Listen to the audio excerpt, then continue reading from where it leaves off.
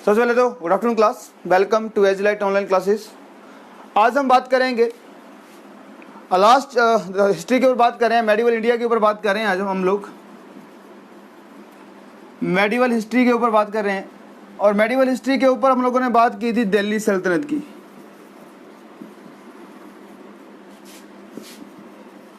दिल्ली सल्तनत जो अप्रोक्सीमेटली 1206 में शुरू होती है और 1526 तक जो है वो रहती है दिल्ली सल्तनत।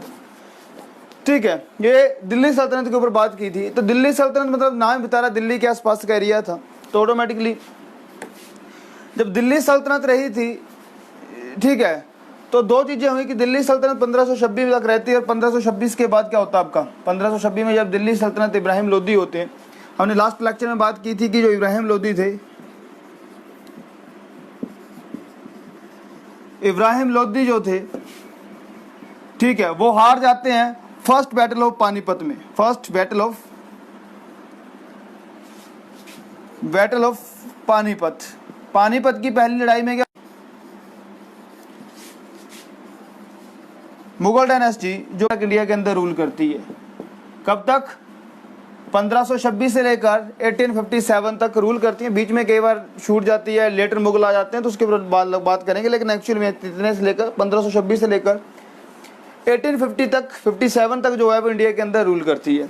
ठीक है, तो इसके ऊपर बात करेंगे। लेकिन इससे ऊपर बात करने से पहले हम थोड़ा सा साउथ की तरफ चलते हैं। आज साउथ का कुछ डायनेस्टी थी जिनके ऊपर बात करना बड़ा जरूरी है, क्वेश्चन पुट हो सकता है वहां से।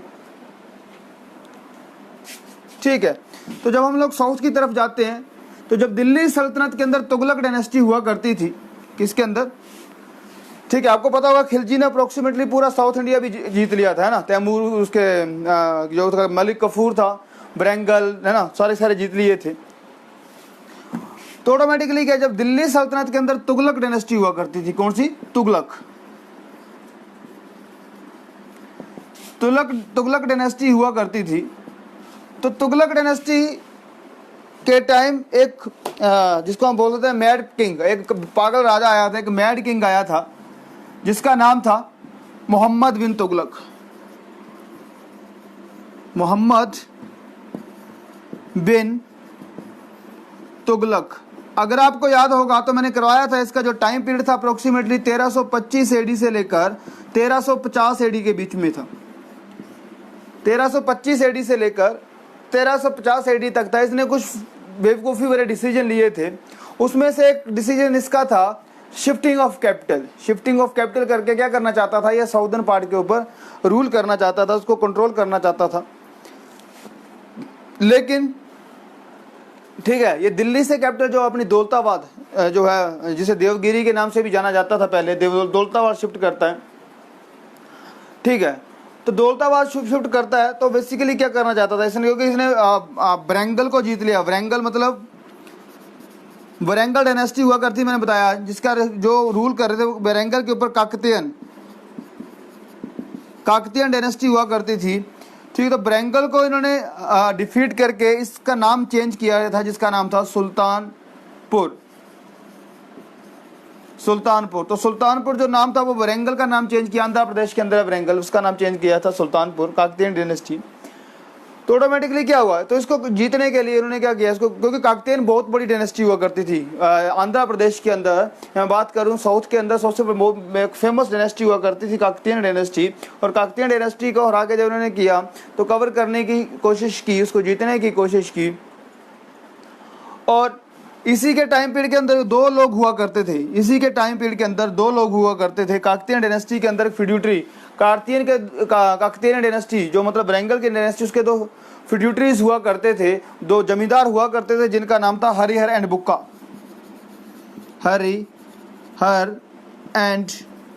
बुक्का। ये दो ब्रदर हुआ करते थे काकतीयन डायनेस्टी के अंदर, दो ब्रदर हुआ करते थे, जिसका नाम था हरिहर एंड बुक्का। तो हरिहर एंड बुक्का क्या करते हैं, हरिहर एंड बुक्का जो था इनको पकड़ के ले जाता है, कैद कर लेता है, उनका इस्लाम धर्म चेंज करवा देता है। ठीक है, इस्लाम चेंज करवा देता है हरिहर एंड बुक्का का। लेकिन जब मुगल डायनेस्टी मोहम्मद बिन तुगलक का टाइम क्या होता है कि जो तुगलक डायनेस्टी थी वो डिक्लाइन के ऊपर जाना शुरू हो जाती है, क्योंकि इसकी बेवकूफ़ी की वजह से पैसे की कमी हो जाती है, फॉरेन अटैक्स होना शुरू हो जाते हैं। तो बहुत सारी चीज़ों की वजह से हमने बताया था कि जो तुगलक डायनेस्टी थी वो डिक्लाइन की तरफ जाना शुरू होती है। जब तुगलक डायनेस्टी डिक्लाइन के ऊपर जाना शुरू होती है तो बहुत सारी छोटी छोटी जो डायनेस्टी थी, स्मॉल डायनेस्टीज थी, वो बनना शुरू हो जाती हैं। छोटे छोटे जो थे वो फ्यूडरी अपने आप को क्या करना शुरू कर देते हैं, अलग करना शुरू कर देते हैं, इंडिपेंडेंट करना शुरू कर देते हैं।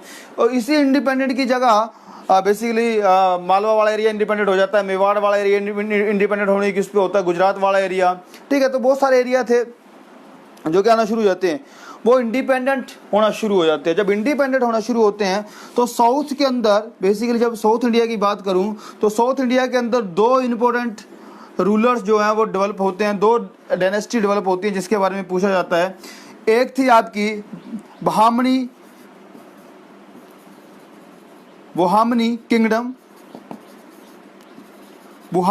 किंगडम, और सेकंड था आपका विजयनगर किंगडम, ठीक है। बुहामनी किंगडम और दूसरा था आपका विजयनगर किंगडम, ठीक है। तो इसी दिल्ली तुगलक डायनेस्टी के अंदर साउथ के अंदर दो फेमस डायनेस्टी शुरू होती है। ये अप्रोक्सीमेटली 1347 एडी के करीब डेवलप होती है और ये आपकी 1437 एडी के करीब क्या होती है, डेवलप होती है। तो दो इंपॉर्टेंट डायनेस्टी डेवलप होती है साउथ के अंदर। एक बहामनी डायनेस्टी, इस बहामनी डायनेस्टी को जो शुरू होता है दैट इज, उसका नाम था हसन गंगू, इसका नाम याद रखना, पर्सन का बहुत इंपॉर्टेंट क्वेश्चन है ये। हसन गंगू जो है वो बहामनी किंगडम की इस्टेब्लिशमेंट करता है, ठीक है। और हसन गंगू एक कौन सी थी, एक मुस्लिम डायनेस्टी थी, मुस्लिम डायनेस्टी हुआ करती थी। कौन सी डायनेस्टी हुआ करती थी, ये एक मुस्लिम डायनेस्टी हुआ करती थी। किसने शुरू की थी, हसन गंगू ने। जो क्या था, ये बेसिकली इसने जो दौलताबाद वाला एरिया जहां पे कैपिटल शिफ्ट की थी, किसने, मोहम्मद बिन तुगलक ने कैपिटल शिफ्ट कहाँ की थी, दौलताबाद देवगिरी के ऊपर स्टैब्लिश की थी। तो जब वापस चला गया तो उसे यहाँ पे छोड़ के गया था, तो बाद में इसने क्या कर लिया, अपने आप को इंडिपेंडेंट घोषित कर लिया और यहाँ पे एक नई डायनेस्टी की शुरुआत होती है साउथ के अंदर, जो मध्य प्रदेश महाराष्ट्र वाला एरिया था, वहाँ पे एक नई डायनेस्टी की शुरुआत होती है जिसका नाम था बुहामनी किंगडम, जिसको हसन गंगू ने शुरू किया था। दूसरी डायनेस्टी जो होती है वो 1337 के करीब शुरू होती है और इस डायनेस्टी को जो शुरू करने का श्रेय जाता है दैट इज हरिहर एंड बुक्का,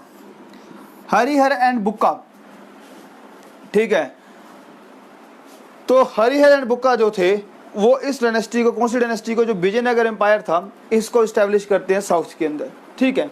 तो बहामनी किंगडम और जो विजयनगर एम्पायर थे, दो मोस्ट इंपोर्टेंट एम्पायर रहे हैं अप्रोक्सीमेटली मुगल एरा तक, ठीक है। जब तक 1500 जो था मुगल एरा तक जो था, ठीक है, ये जो था विजयनगर एम्पायर और बहामनी किंगडम जो हमें मिलते हैं। बहामनी किंगडम बाद में डिवाइड हो जाता है जिसे हम डेक्कन सल्तनत के नाम से जानते हैं। विजयनगर एम्पायर किस में डिवाइड हो जाता है, विजयनगर एम्पायर बाद में डेक्कन सल्तनत में डिवाइड हो जाता है। किस में डिवाइड हो जाता है आपका, ठीक है। तो याद रखना ये बहामनी किंगडम और विजयनगर किंगडम किसके कार्यकाल में डेवलप हो गए थे, मोहम्मद बिन तुगलक के कार्यकाल में, जब वो मोहम्मद बिन तुगलक जो था दिल्ली के अंदर था। तो ये बहामनी किंगडम था, ये बेसिकली बाद में क्या हो जाता है, छोटी छोटी रियासतों में डिवाइड हो जाता है। जब बहामनी किंगडम जो था, इसके रूलर कमजोर होते हैं तो ये 5 डिफरेंट किंगडम में डिवाइड हो जाता है। इसको याद रखना, ज्यादा डीप में जाने की जरूरत नहीं है, ठीक है। डिवाइड हो जाता है तो ये 5 डिफरेंट किंगडम में हो जाता है। इसमें जो सबसे इंपॉर्टेंट किंगडम था जिसको बाद में औरंगजेब एनेक्स करता है, उसका नाम है आपका आदिल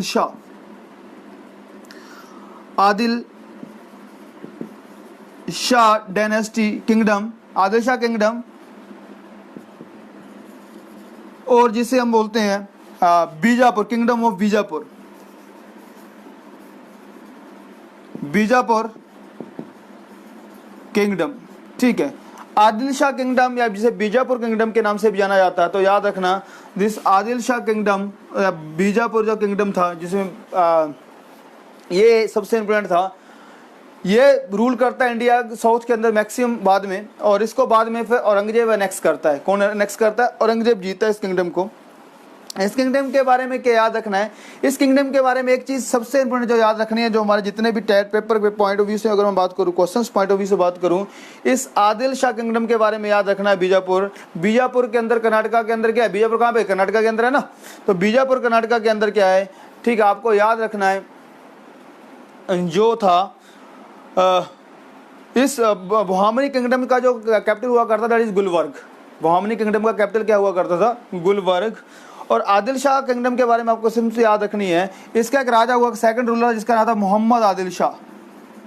मोहम्मद आदिल शाह, मोहम्मद आदिल शाह के बारे में आपने याद रखना है, इसने गोल गुंबज बनाया था।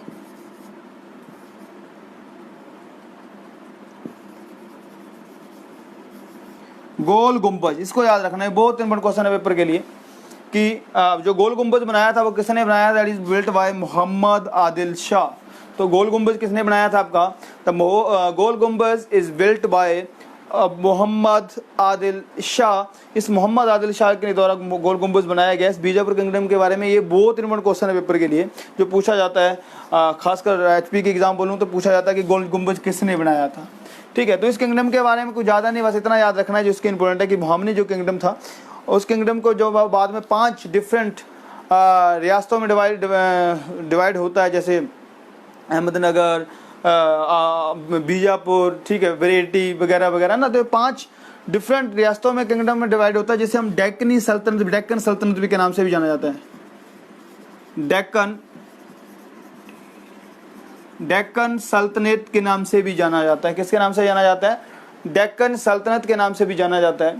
ठीक है, और इसके बारे में ये 5, तो इसको याद रखना कि इस बहामनी किंगडम के बारे में कुछ इंपॉर्टेंट चीज़ें जो आपको याद रखनी है। ज़्यादा डीप जाने की जरूरत नहीं है, कौन कौन से राजा थे इतना पूछा नहीं जाता है हिमाचल के अंदर।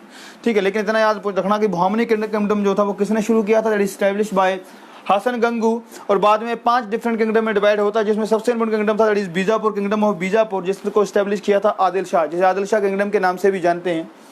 ठीक है, ये 5 जो डिफरेंट किंगडम थे ना, दिल्ली डेक्कन सल्तनत के नाम से भी जाना जाता है। और इसी के अंदर एक राजा था जिसका नाम था मोहम्मद आदिल शाह, जिसने गोल गुंबज बनाया था, एस्टैब्लिश्ड गोल गुंबज, है ना। तो इसको याद रखना, ये बहुत इंपॉर्टेंट क्वेश्चन है। ठीक है, अब दूसरा बात करते हैं विजयनगर किंगडम के ऊपर। तो विजयनगर किंगडम की अगर मैं बात करूं, ठीक है, तो विजयनगर किंगडम की अगर मैं बात करूं तो विजयनगर किंगडम जो था वो साउथ का सबसे इंपॉर्टेंट किंगडम हुआ करता था। विजयनगर किंगडम जो था वो सबसे इंपॉर्टेंट किंगडम हुआ करता था। ये किंगडम जो था अपने सौहार्द के लिए, शांति के लिए और लोगों के अंदर जो एक जिसको बोलते हैं ना कि प्रोस्पेरिटी, उसके लिए जाना जाता था। तो ये विजयनगर जो एम्पायर था, विजयनगर किंगडम जो था, ठीक है, ये अप्रोक्सीमेटली 1437 के करीब एडी में डेवलप इस्टेब्लिश होता है। 1437 से लेकर 1672 एडी तक जो है वो साउथ इंडिया के अंदर रूल करता है। इस विजयनगर एम्पायर की जो कैपिटल हुआ करती थी, कैपिटल दैट इज हम्पी। कौन सी हुआ करती थी, उसकी जो कैपिटल हुआ करती थी उस कैपिटल का नाम था हम्पी। विजयनगर किंगडम की जो कैपिटल हुआ करती थी उस कैपिटल थी आपकी हम्पी। और ये जो हम्पी हुआ करती थी, विजयनगर की जो कैपिटल हुआ करती थी हम्पी, ठीक है। तो इस विजयनगर एम्पायर को एस्टैब्लिश किया था किसने, हरिहर एंड बुक्का ने। हमने पहले ही बात की हरिहर एंड बुक्का, ये बहुत इंपॉर्टेंट क्वेश्चन है पेपर के लिए। ठीक है, हरिहर एंड बुक्का, ठीक है। तो ये हरिहर एंड बुक्का जो था इन्हें एस्टैब्लिश किया था। ठीक है, इसमें जो डायनेस्टी थी, ये जो किंगडम डायनेस्टी थी, इसमें 4 डिफरेंट रूलर्स जो थे जिन्होंने रूल किया है। यहाँ पे 4 डायनेस्टीज आई इस विजयनगर एम्पायर के अंदर, मतलब 1437 से लेकर 1672 तक जो थी, ठीक है, वो 4 डायनेस्टी आई, लाइक संगम डायनेस्टी, उसके बाद आपकी सुलवा, उसके बाद तुलवा, ठीक है, उसके बाद आपकी अराइविडू, ठीक है, अराइविडूर, ठीक है। अराइविडूर जो थी वो 3 डायनेस्टी आई। ठीक है, तो इन डायनेस्टी के ऊपर में याद रखना है कि 4 डायनेस्टी विजयनगर एम्पायर के अंदर जो थी मेनली 4 डायनेस्टी जो थी वो डेवलप होती हैं। बनी था संगम डायनेस्टी को हरियाणा बुक्का करता है। उसके बाद सोलवा डायनेस्टी नरसिम्ह करता है, तुलवा डायनेस्टी, ठीक है।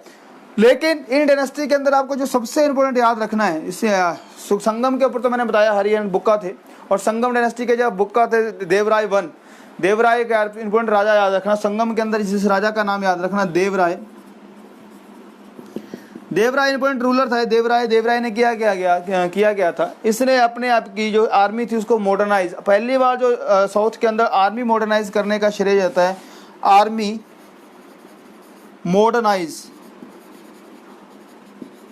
मॉडर्नाइज करने का जो श्रेय जाता है वो किसको जाता है, देवराय को, ठीक है। और इस विजयनगर एम्पायर के बारे में, ठीक है, इस विजयनगर एम्पायर के बारे में जब बाबर इंडिया के अंदर आया था, मैं बात करें ना इसके ऊपर हमने बात की थी कि 1500 में बाबर इंडिया में आया था। जब बाबर इंडिया के अंदर आया था तो उसने एक बुक लिखी है जिसका नाम है तुजुक ए बाबरी, तुजुक ए बाबरी, जिसे बाबरनामा के नाम से भी याद रखा जाता है ना। उसने एक बुक लिखी थी, ऑटोबायोग्राफी है उसकी, तुजुक ए बाबरी, जैसे बाबरनामा के नाम से भी जाना जाता है।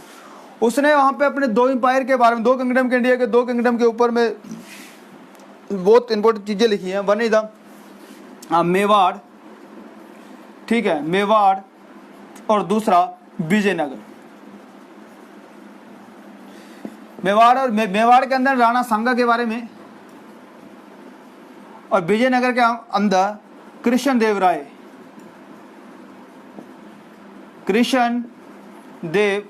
राय। तो 2 इंपॉर्टेंट रूलर जिसके बारे में तुझे के बाबरी में हमें मिलता है, एक मेवाड़ के अंदर, ठीक है, मेवाड़ के अंदर जो था हमें राणा सांगा के बारे में, जिसकी लड़ाई होती है, बात करेंगे जब ऊपर बात करेंगे उसके ऊपर। सेकंड है विजयनगर एम्पायर के अंदर जो था वो कृष्ण देव राय की बारे में बात होती है। तो कृष्ण देव राय जो था इस विजयनगर एम्पायर के बारे में जो हमें याद रखना है, सिर्फ एक रूलर इंपॉर्टेंट है जिसके बारे में याद रखना है पेपर के लिए, जिसका नाम था कृष्ण देव राय, ठीक है। एचपी की बात कर रहा हूँ, या जितने भी आप पीसीएस वगैरह की बात करते हैं तो उसके अंदर जनरल क्वेश्चंस की अगर बात करूँ तो कृष्ण देव राय जो था वो that is related to the Tuluva dynasty.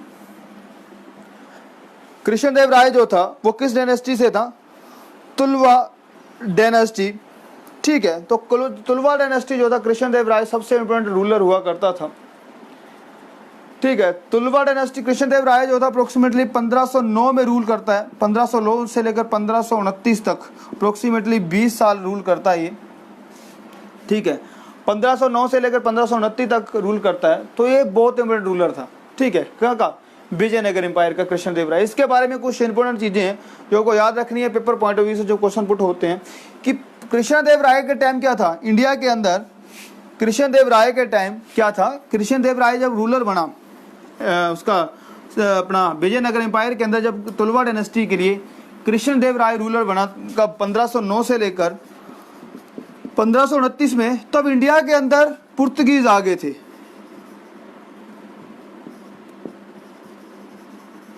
Portuguese जो थे वो इंडिया के अंदर इन्वेड हो चुके थे, ठीक है। और पुर्तगीज क्या करना चाहते थे, नेवल डेवलप कर रहे थे, वो नेवल के थ्रू आए थे, पानी का जो उसमें एंटर किए थे। तो कृष्ण देव राय जो था इन्होंने अपना नेवल को डेवलप कर लिया था, नेवल डेवलप की थी। तो नेवल डेवलप कर ली थी तो मोर देन 300 शिप्स हुआ करती थी इनके पास, इतना डेवलप किया था उन्होंने मॉडल को कृष्ण देव राय ने।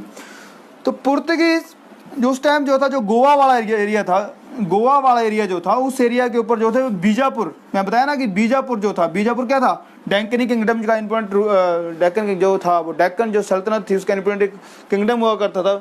तो गोवा जो था वो बीजापुर के अधीन था। गोवा किसके अधीन था, बीजापुर के अधीन अंडर था। तो अब जो कृष्ण देव राय था वो बीजापुर, उनको जो हैदर अली वाला बीजापुर सल्तनत इसको हराना चाहता था, इसलिए इसने क्या कर दिया, इन दोनों ने आपस में क्या कर ली, रिलेशन बिल्ट होते हैं, दोनों में एक संधि होती है कि बोलते हैं कि भाई, एक संधि होती है कि भाई आपका दुश्मन हो हमारा दुश्मन एक है, हम लोग क्या करेंगे इसको हटाने के लिए। तो पुर्तगीज क्या करते हैं, कृष्ण देव राय के साथ मिलकर गोवा से बीजापुर को हटा देते हैं, और पुर्तगीज क्या करते हैं, गोवा को अपने कब्जे में ले लेते हैं। पुर्तगीज क्या करते हैं, गोवा को अपने कब्जे में कर देते हैं। तो पुर्तगीज की अगर मैं बात करूँ तो पुर्तगीज का मैं अलग से बात करेंगे, फॉरेन इन्वेंशंस के ऊपर इनके अलग से बात कर दूं तो उस टाइम मैं बात कर दूं कि पुर्तगीज का जो पहला गवर्नर इंडिया के अंदर आया था जिसका नाम था एल्वार्डो डी फ्रांसिस्को, ठीक है। उसके बाद जो सेकंड आया था जिसका नाम था अल्फांसो डी अल्फांसो डी एल्वर क्यू, ठीक है, फ्रांस अल्फांसो डी एल्वर क्यू, ये क्या था, इन दोनों की संधि होती है और कृष्णदेव राय के दरबार में अपने 2 इन्वेस्टर को सेंड करता है। कृष्णदेव राय के कोर्ट में 2 इंपोर्टेंट क्या आते हैं, कृष्णदेव राय के कोर्ट में 2 इंपोर्टेंट इन्वेस्टर्स आते हैं, किसके, इसके पुर्तगीज के अल्फांसो डी एल्वर क्यू के अगर 2 इन्वेस्टर्स भेजता है, जिसका नाम था डोमिनिगो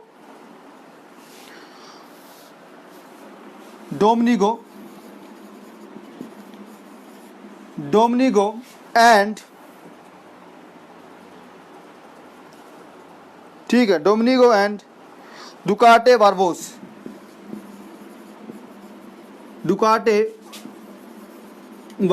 ये बहुत इंपॉर्टेंट क्वेश्चन है पेपर के लिए, ठीक है। तो एम्बेसडर किसके कार्यकाल में, कृष्णदेव राय के कार्यकाल में 2 पुर्तगीज एम्बेसडर्स आते हैं, जिनका नाम है डोमिनिगो पेस, बेसिकली प्यास के नाम से, डोमिनिगो पेस एंड दुकाटे बारबोस। इन दोनों पर्सन का नाम याद रखना। एम्बेसडर थे किसके कोर्ट में, in the court of Krishnadeva Raya. कौन से देश के थे वो, पुर्तगीज 2 कोर्ट के अंदर थे, ठीक है। और इसके बारे में याद रखना कि पुर्तगीज दोनों की भी संधि हो गई थी इन दोनों के बीच में, ठीक है। बाद में फिर वो आगे मूव करते हैं, उसके बारे में बात करेंगे हम लोग। तो इतना काफ़ी याद रखना कि जो पुर्तगीज थे वो कृष्णदेव राय के टाइम में थे, इंडिया के अंदर इन्वेंटर करते हैं, और दोनों जो थे संधि होती है, जिसके अंदर पुर्तगीज के 2 एम्बेसडर डोमिनिगो एंड दुकाटे बारबो जो है वो उसके क्या कहते हैं आपके कोर्ट में होते हैं, जो उसके बारे में पूरा हेल्प करते हैं। अब इसी कृष्णदेव राय के बारे में और जो चीज़ें आपको याद रखनी है, कृष्णदेव राय के बारे में और जो आपको चीज़ें याद रखनी है, ठीक है, वो ये है कि कृष्णदेव राय जिसकी हम बात कर रहे हैं, कृष्णदेव राय जो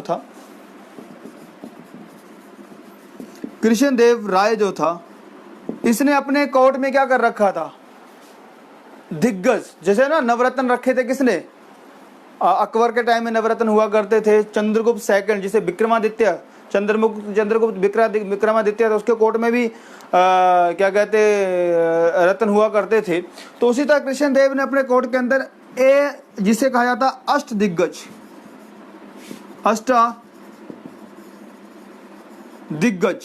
ठीक है, अष्ट दिग्गज जो थे वो किसके कोर्ट में थे, कृष्णदेव राय के कोर्ट में हुआ करते थे अष्ट दिग्गज। तो अष्ट दिग्गज जो हुआ करते थे वो कृष्णदेव राय के कोर्ट में हुआ करते थे। तो इस अष्ट दिग्गज इसमें से 2 फेमस हुआ करते थे, ठीक है, जिसका नाम था एक था अलसानी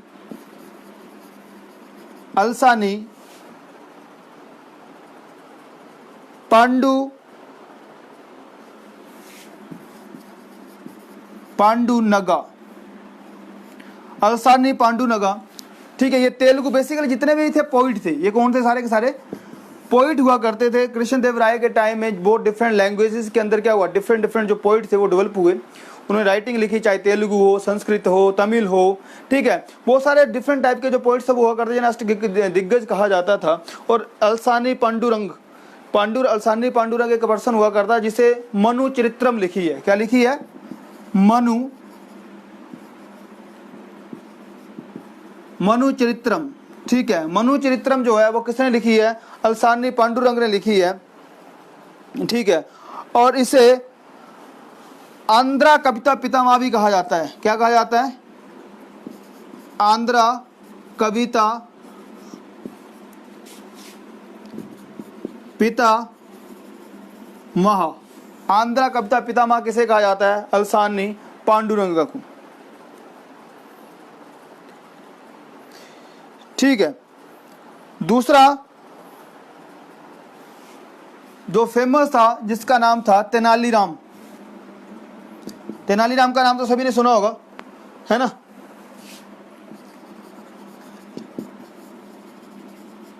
तेनालीराम सभी ने सुना होगा नाम, ठीक है। तेनालीराम, तो 2 फेमस जो थे वो इन पोइटों में 2 लोग जो थे इसके कार्यकाल में थे। इसमें सबसे आपको इसका याद रखना, अलसानी पांडुरंग, तेनालीराम जो थे वो 2 किसके राम थे, कृष्णदेव राय के कोर्ट में हुआ करते थे। इसने आर्किटेक्चर के अंदर भी बहुत इंपॉर्टेंट काम किया है। आर्किटेक्चर के अंदर भी बहुत इंपॉर्टेंट काम किया था इन्होंने। आर्किटेक्चर के अंदर क्या काम किया इन्होंने, 2 फेमस मंदिर बनाए हैं, ठीक है। तो पोइट 2 थे, वन इज द क्या नाम था उसका, Allasani Pendurang, and second one is the Tenaliram. और इसने 2 इंपॉर्टेंट टेम्पल बनाए हैं।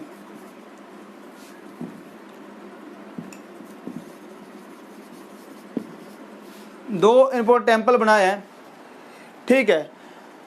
एक है आपका विट्ठल स्वामी, वन इज द विट्ठल स्वामी, ठीक है, विट्ठल स्वामी। और दूसरा हजारा स्वामी, विट्ठल स्वामी और हजारा स्वामी जो 2 फेमस टेम्पल है वो कृष्ण देव राय के कार्यकाल में ही बने हैं। कौन कौन से आपके, विट्ठल स्वामी एंड हजारा स्वामी। हजारा के टेम्पल भी याद रखना, हम्पी के अंदर जो है हजारा के टेम्पल कहाँ पे है, हजारा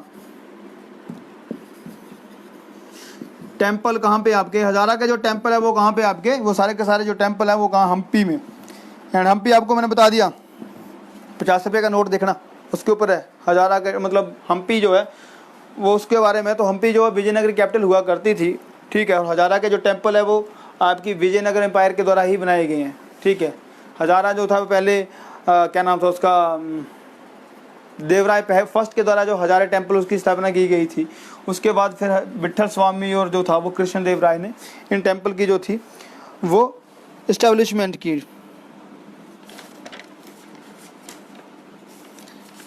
ठीक है। तो ये था आपका साउथ के जो थे उसके टाइम पीरियड के अंदर ये कुछ चीज़ें फेमस हुई थी। तो साउथ के अंदर क्या होता, आपका एक बहामनी किंगडम हुआ करता था। उसके बाद दिल्ली डेक्कन सल्तनत की शुरुआत होती है। जो बहामनी किंगडम था वो 5 हिस्सों में डिवाइड हो जाता है, जिसमें फेमस होता है वो बीजापुर का होता है, जिसका आदिल शाह डायनेस्टी भी कहा जाता है। और उसी आदिल शाह ने गोल गुम्बज बनाया था, मोहम्मद आदिल शाह ने।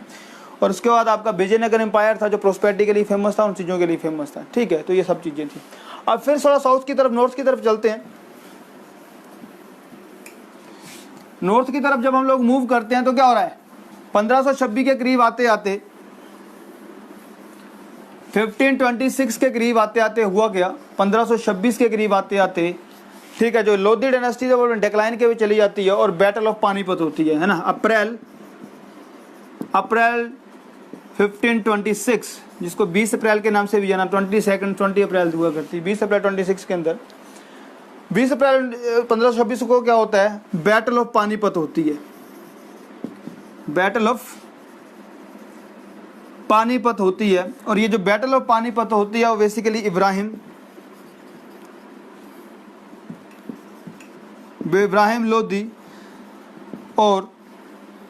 लोदी एंड बाबर के बीच में होती है, ठीक है। बाबर के बीच में होती है।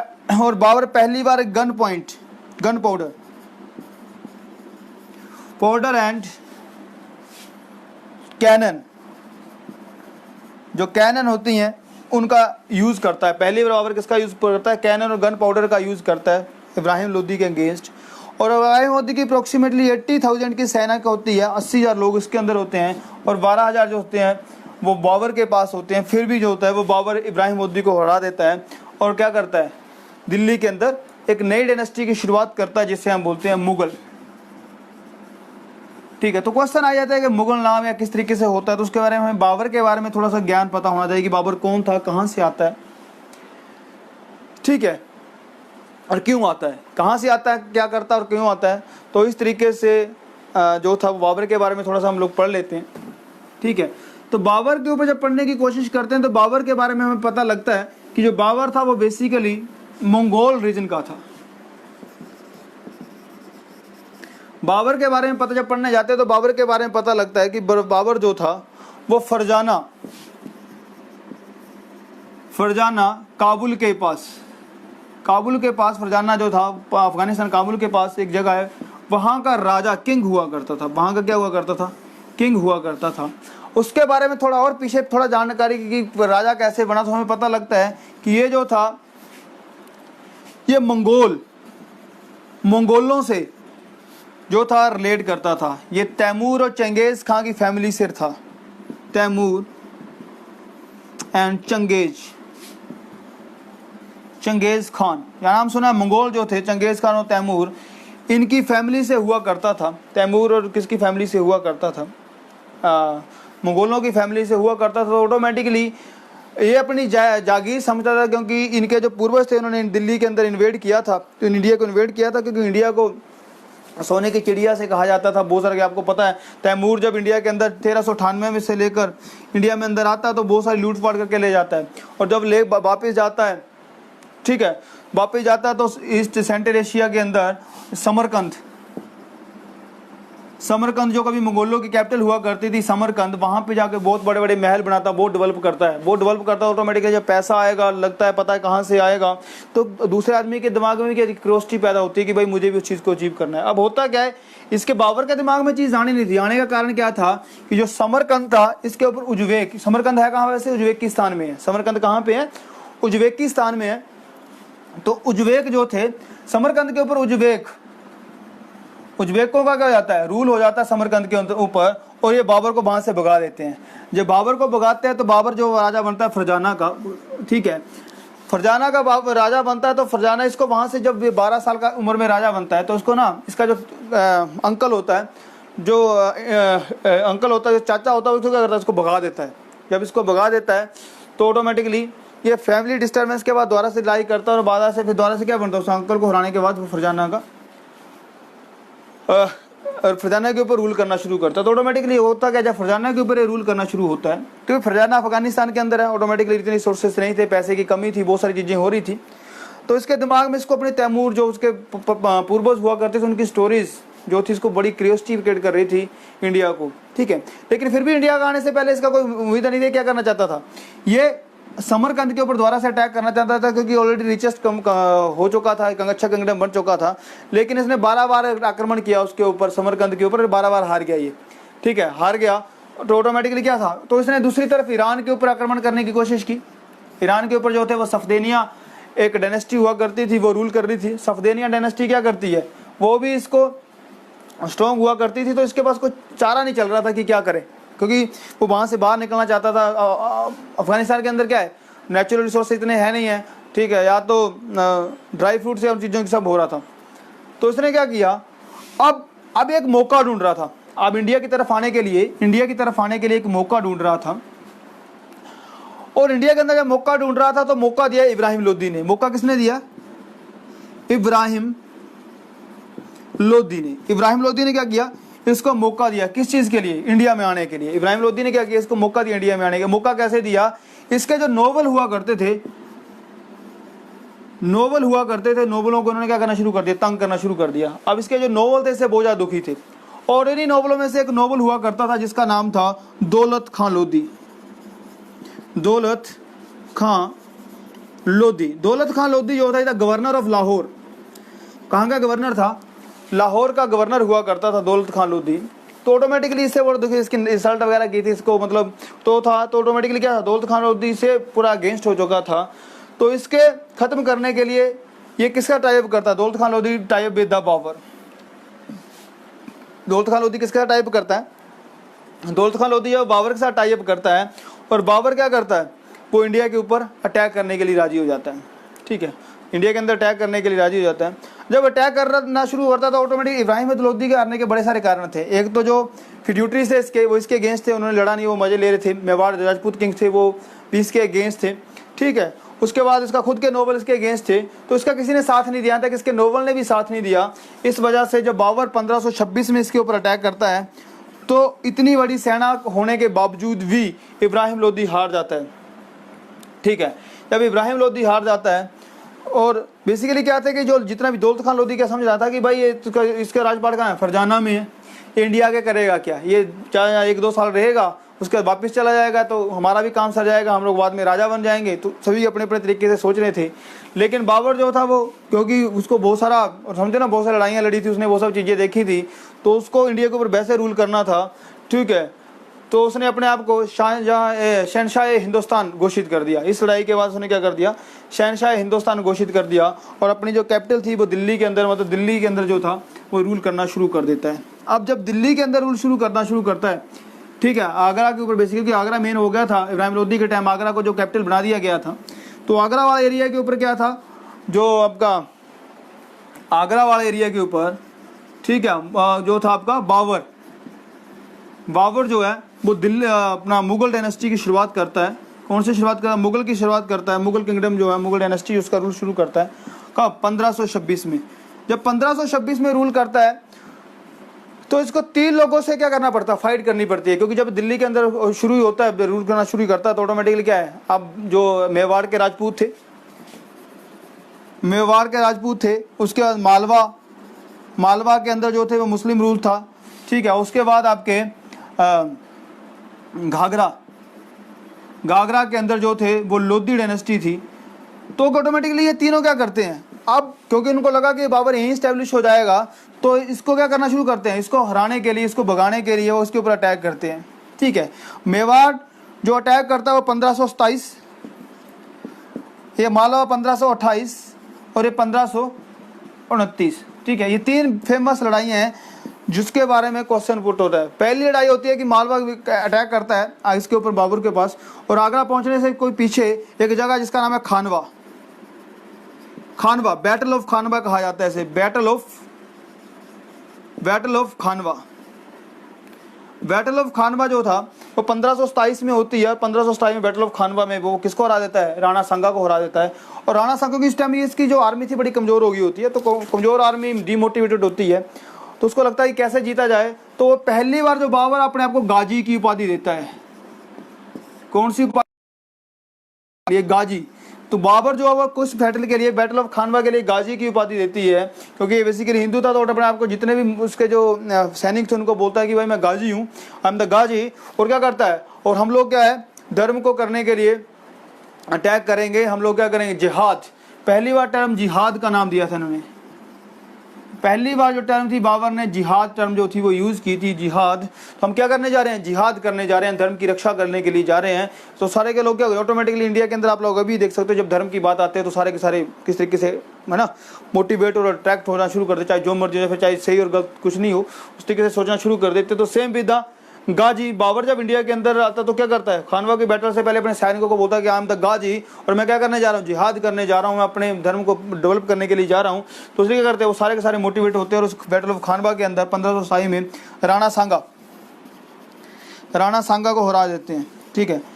उसके बाद 1527 में के बाद 1528 में मालवा का राजा होता है मेदिनी राय,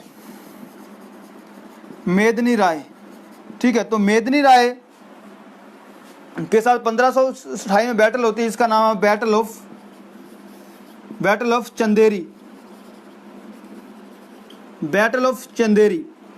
ठीक है। तो 1528 में कौन सी होती है आपकी? 1528 में बैटल ऑफ चंदेरी होती है। और बैटल ऑफ चंदेरी में राणा सांगा और दोनों अटैक करते हैं, दोनों हार जाते हैं इसके अंदर।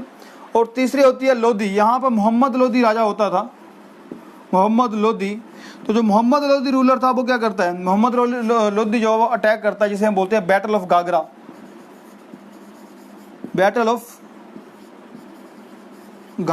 कि उसको लगता है कि वे सारे अटैक कर रहे हैं, तो बैटल ऑफ घाघरा। तो इसको याद रखना, किससे? KCG के नाम से याद रखना। बैटल ऑफ खानवा पहले हुई है, ये बेसिकली सीक्वेंस में आ जाता है, पूछा था जब क्वेश्चन पूछा जाता है तो पेपर में डेट वाइज आ जाता है कि कौन सी लड़ाई पहले हुई थी। तो बैटल ऑफ खानवा पहले हुई थी, उसके बाद चंदेरी की battle, third one is the battle of कौन सी? घाघरा, ठीक है। तो तीनों बैटल के बाद होता क्या है कि बिहार वाला एरिया, यूपी वाला जो एरिया था उसको ये कवर कर लेते हैं, क्योंकि यहाँ पे क्या थे, अफगान थे, ये अफगान थे बेसिकली। तो अफगानों को बैटल ऑफ घाघरा के अंदर आता है, उसका मालवा मेदिनी को आपको बैटल ऑफ चंदेरी के अंदर, और राणा सांगा को बैटल ऑफ खानवा के अंदर। तो 1527, 28 और 29 के बीच में क्या होता है, ये तीनों बैटल जीतने के बाद जो नॉर्थ वाला इंडिया वो कवर कर लेता है, अपने अंदर जीत लेता है इसको, ठीक है। 1530 तक रूल करता है ये बाबर। कब तक रूल करता है? 1530 तक रूल करता है। 1530 में इसकी डेथ हो जाती है। डेथ का मेन कारण इसका फैमिली डिस्टर्बेंस थी, थोड़ा सा मेंटल डिस्टर्बेंस हो गया था, बहुत सारी चीज़ें थी, बीमारी के कारण 1530 में इसकी डेथ हो जाती है। और जब 1530 में इसकी डेथ होती है तो इसको पहले आगरा में दफनाया जाता है, इसमें आगरा में दफनाया जाता है। बाद में फिर इसकी, क्योंकि इसने बोला था कि मेरी जो अस्थि अपनी बुक के अंदर की भाई मेरे जो दफनाया जाए, मेरे वहीं दफनाया जाए जहाँ से मैं आया था, तो बाद में इसको ठीक है। अफगानिस्तान क्या होता है, वो वहाँ पे दफना दिया जाता है, ठीक है। और यही बाबर अपनी एक बुक लिखता है जिसका नाम है तुजुक ए बाबरी। तुजुक ए बाबरी किसकी बुक है? The book that is written by, Tuzuk e Baburi जो बुक है that is written by Babur, इसकी ऑटोबायोग्राफी है जिसे बाबरनामा के नाम से भी जाना जाता है, बाबरनामा के नाम से भी जाना जाता है, ठीक है। तो इसको याद रखना, बाबरनामा के नाम से जाना जाता है। 1500 में जब डेथ हो जाती है तो ऑटोमेटिकली क्या इसने एक बहुत बड़ा काम किया, इसने अफगानिस्तान को इंडिया के साथ जोड़ने का, जो बाद में हम बात करेंगे 1889 है ना, 1889-92 की बात करेंगे, जब हम इसको अफगानिस्तान इंडिया के बीच में एक लाइन खींचती है जिसे हम बोलते हैं, है ना, दोनों इंडिया और पाकिस्तान के बीच में एक लाइन खींची है, दुरंत लाइन के नाम से जानते हैं हम लोग, है ना। तो बाद में वो चेंज होता है। तो सबसे पहले इसने इसको क्या करने का, ज्वाइन करना, इंडिया को अफगानिस्तान के साथ ज्वाइन करने का जो बाद में काम किया था वो किसने किया था? बाबर ने। 1530 में डेथ हो जाती है तो इसका जो बेटा होता है वो हुमायूं है, उसको दिल्ली का राजा बनाया जाता है। तो उसके बारे में हम लोग कल बात करेंगे। हुमायूं, उसके बाद सूरी डायनेस्टी आती है बीच में, तो उस तरीके से बात करेंगे। तो आज के लिए आई होप आपको पता लगा इस्टेब्लिशमेंट ऑफ मुगल इरा जो थी, या इस्टेब्लिशमेंट ऑफ मुगल डायनेस्टी जो थी इंडिया के अंदर, वो इस तरीके से शुरू होती है, ठीक है। तो बहुत सारे क्वेश्चन है जो पेपर के लिए पूछा जाता है, खासकर इनकी बैटल जो उसने battle of Khanwa, battle of Chanderi and battle of Ghaghra, ठीक है, तो इसके ऊपर उसने काम किया था। तो ये सब बहुत सारे क्वेश्चन थे जो पेपर के लिए बाबर के रिलेटेड थे, ठीक है। इसके ऊपर हम लोग बात कर चुके हैं। बाकी कोई क्वेरीज होंगी तो आप हमें डाल सकते हैं। हमारे यूट्यूब चैनल एजिलेट उन्नो को लाइक कर दीजिए, शेयर कर दीजिए और सब्सक्राइब करा दीजिए। थैंक यू सो मच आज के लिए।